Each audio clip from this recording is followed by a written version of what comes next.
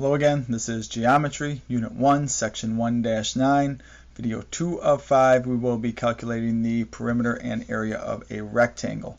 I wrote the formulas for you at the top. I prefer to use the 2 times base plus 2 times height formula for perimeter, as well as the area formula is the base times the height.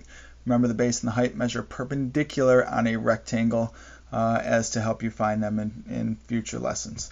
So let's start with the perimeter of rectangle A.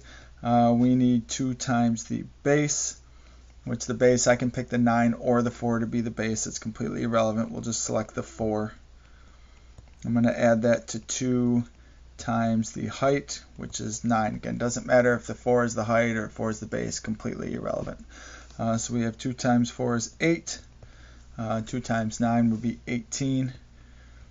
And the units of measure that I'm going to write on here are pretty important. You want to make sure that your units of measure mean something. So if you're measuring a perimeter that is a length, you have to have a unit of measure that is a length. So 8 plus 18 gives us 26. And in this case, we're measuring in centimeters. So 26 centimeters is very different than writing 26 centimeters squared. Or down the road when we get to volume, writing 26 centimeters cubed. They're very different measurements, so make sure your units match. Okay, now we have to find the area, so I'm going to take the base, multiply it by the height, and 4 times 9 is 36. And since I'm measuring an area, I'm measuring squares. Remember, how many squares can we fit inside of that figure? So this would be 36 centimeters squared. Huge misconception that some people may have. People think that the area always has to be bigger than the perimeter because the area is space and perimeter is length. Those are completely irrelevant of each other. Just know that area is measured in squares and perimeter is measured in a length.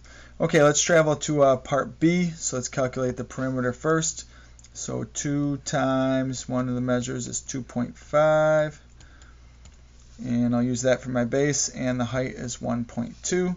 So we have 2 times 2.5 because we have 2.5 measures, reason that multiplication of 2. And then 2 times 1.2. So 2 times 2.5, 2 doubles 4, half doubled is 1, 4 and 1 put together make 5.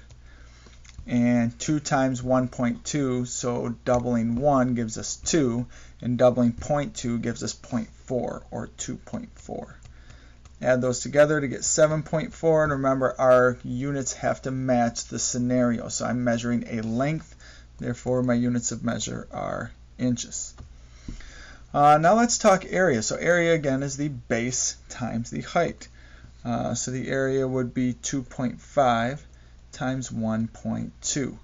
Now before you all reach for your calculators, and I know that's a very simple thing to do, let's do some mental math. Let's continue practicing our mental math skills just to sharpen our brains. So think 2.5 times 1 first. So 2.5 times 1. Any number times itself is just 2.5. And I'm going to keep selling you on distributive property for mental math. Hopefully you believe in me by the end of this course and you'll be doing it yourself. Next up we have 2.5 times the 0.2. Now 0.2 as a fraction is 1/5, or 1 part out of 5. So I really need 1/5 of 2.5, which seems like a weird question, so I'm going to make it an easier question. What's 1/5 of 25? What if I had to think 25 times 1/5? Well, 25 divided by 5 is 5, so 1/5 of 25 would be 5.